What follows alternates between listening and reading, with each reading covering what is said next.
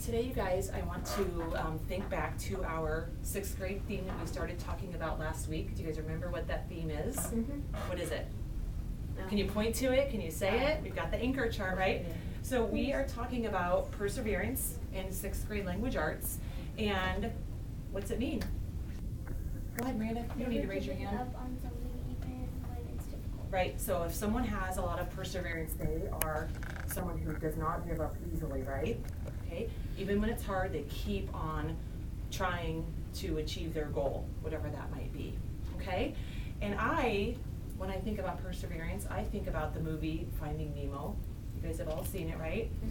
Mm-hmm. In that movie, Nemo's obviously lost, and Marlin and Dory will not give up, will they? Even though a shark almost eats them, Bruce the shark, right? And the jellyfish, and what else? There was that, the whale swallows them. So no matter what, all of those bad things happened, but they kept on going to try to find Nemo, right? Do you guys remember what Dory said, that kind of that famous line she said? Just keep swimming, right? She said that over and over, and that's what we remember from that movie. And when I think about that just keep swimming, that reminds me of having perseverance. No matter what it is, you just keep on swimming, keep on going, don't give up, right?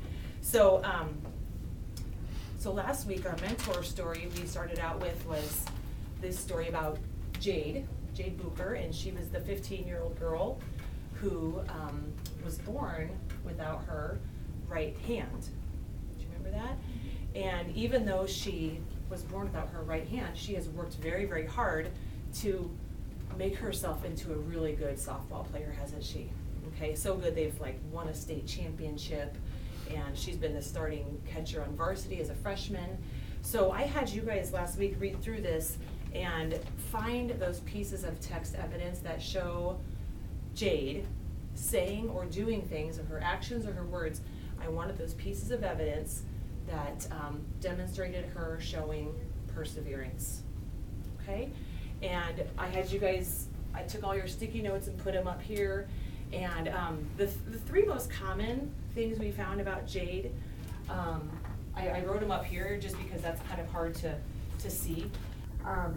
So the three things that we identified that Jade showed perseverance was that this section right here, and that was the part where she's the catcher, so she has to get up and throw the ball very quickly.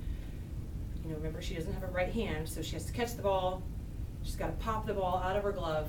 She kind of must help her have her chin, help her hold the ball, right? And she's got to pop her glove off, get the ball, and throw it. And we noticed that what she said, the whole procedure to do all that takes a second or less. And that's because it said here she has spent years practicing to make the movements perfect. Because it was hard for her, wasn't it? But she figured out a way. She kept on trying to make it better. And so she said she spent years practicing to make those movements perfect. Okay? So that was the one really common thing a lot of kids pulled out and identified as her showing perseverance. Another thing we noticed was that she had said right here in the text, I had to build up the strength in my left arm to hit with the same intensity or power as the other players. Okay, so that was another one that a lot of kids noticed, okay, in the text. All right, and then this last one here, another thing that's really can be hard for her is when she said, sometimes though, people who don't know Jade stare at her. Some start whispering when they see her. That hurts. It's not nice when someone's talking about you because you're different, says Jade.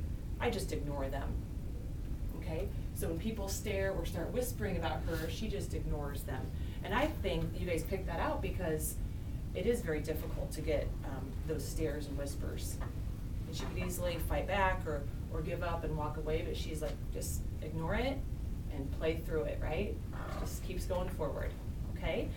So let's go ahead now and we're gonna move on to our next story that I've picked for you guys in this theme.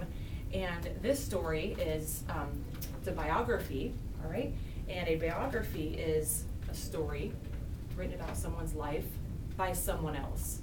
So this story happens to be about Wilma Rudolph, and it was written by Kathleen Kroll, and it's illustrated by David Diaz. And David Diaz has really done some really neat artwork in here, okay? So this biography talks about Wilma, and so because it's a biography, it's a true story. It's nonfiction, it's a form of nonfiction or an informational text, as we kind of say more now. And Wilma was born in 1940 in Clarksville, Tennessee, right? And when she was born, she was very, very, very small, like a preemie. And you're going to hear about how she went through some really tough childhood illnesses, and but she still managed to overcome many obstacles to become very successful. Okay? One other thing you should know about this book, because she was born in 1940 in the South, Tennessee is in the South, she happens to be African American. This was way after slavery. Slavery would have been abolished in 1865, so slavery's over with, but life was still very, very tough for African Americans in the South in 1940. This was before the Civil Rights Act, which was like the 1960s. So they still had separate schools for African Americans, separate water fountains, restrooms. It was hard for them to just really create a good life for themselves because of all the racism that still existed there. And so, just check my notes here.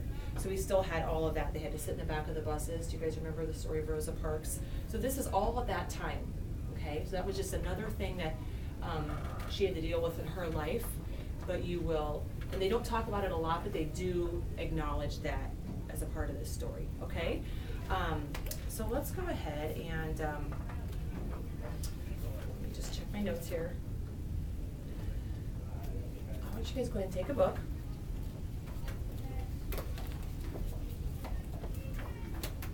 All right, and before we get started, there are some vocabulary words I want to go through with you, okay? You guys, I've got a handout for you here. Go ahead and look that over quick.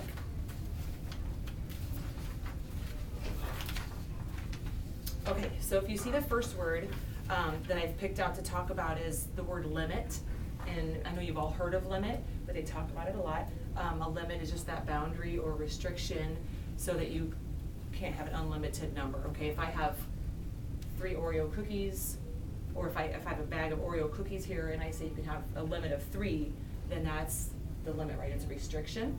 And then the opposite of that is unlimited, okay? And you're gonna see unlimited in here a lot too, just like in our title, Wilma Unlimited. And that means there's no restriction, there's no boundaries, no limits. That would be like if I had a package of Oreos sitting here and I said, have as many as you want, no limits, right? Okay, so in this story, they've called it Wilma Unlimited, and she perseveres so well and is so successful, it's like nobody can hold her back, okay?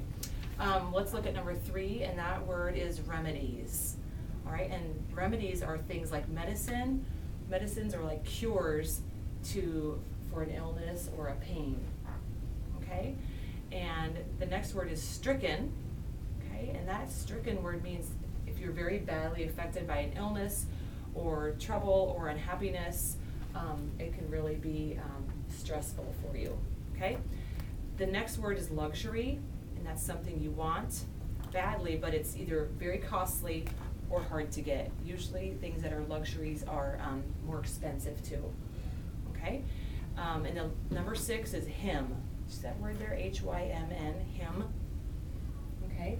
And you can see the picture there. It's just a song you would sing in church, okay? Then below that, can you see those illnesses I have listed there? Do you guys know that first word? Pneumonia. Isn't that funny the way it's spelled?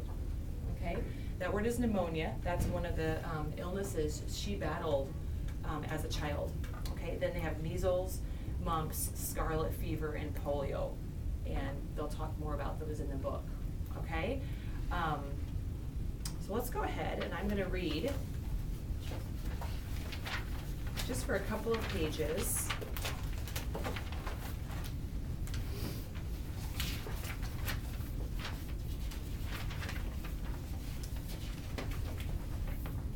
It's ready on page 8. All right, no one expected such a tiny girl to have a first birthday.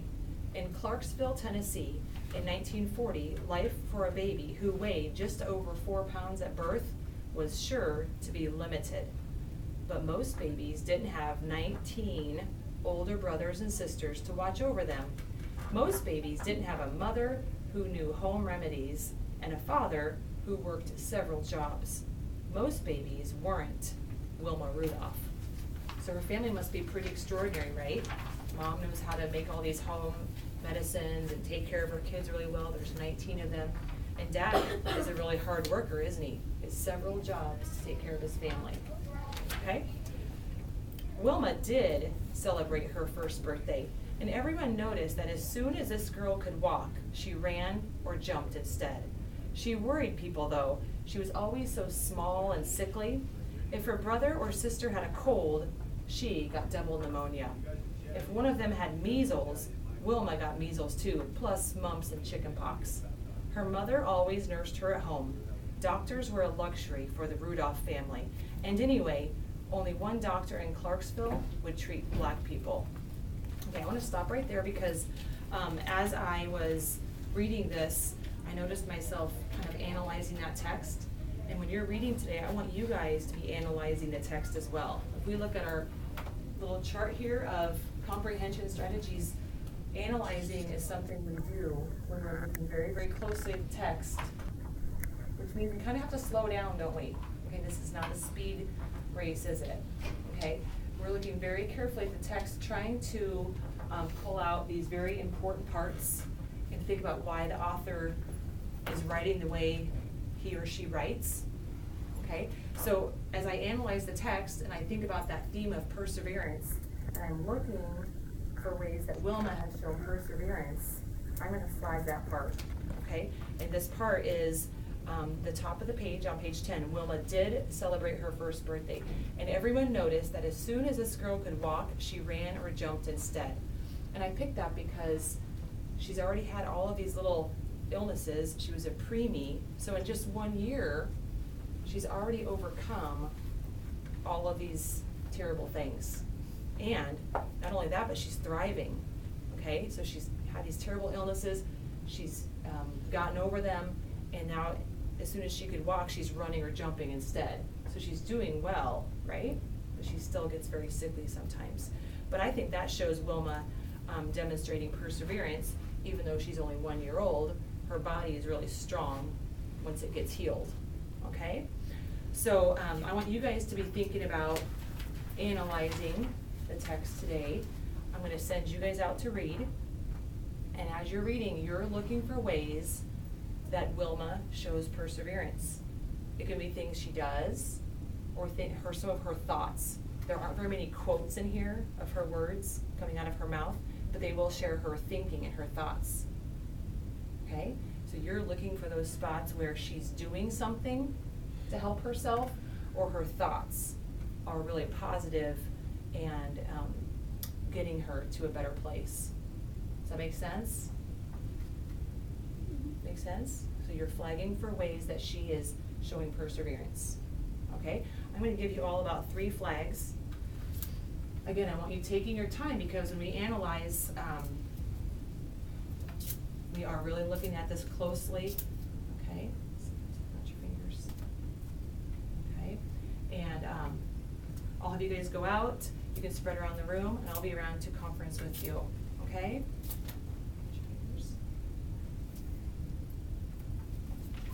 All right, once you get your flags, you can head out, okay?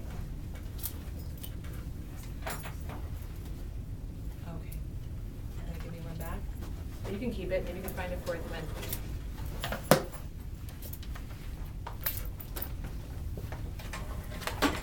You don't have to finish the book today. If you want to read to page 28, that's kind of a good place to stop, okay? But if we have extra time, we might go on, okay? But try to find at least 3 spots where she is showing that perseverance. And I'll be around in just a minute to check on you.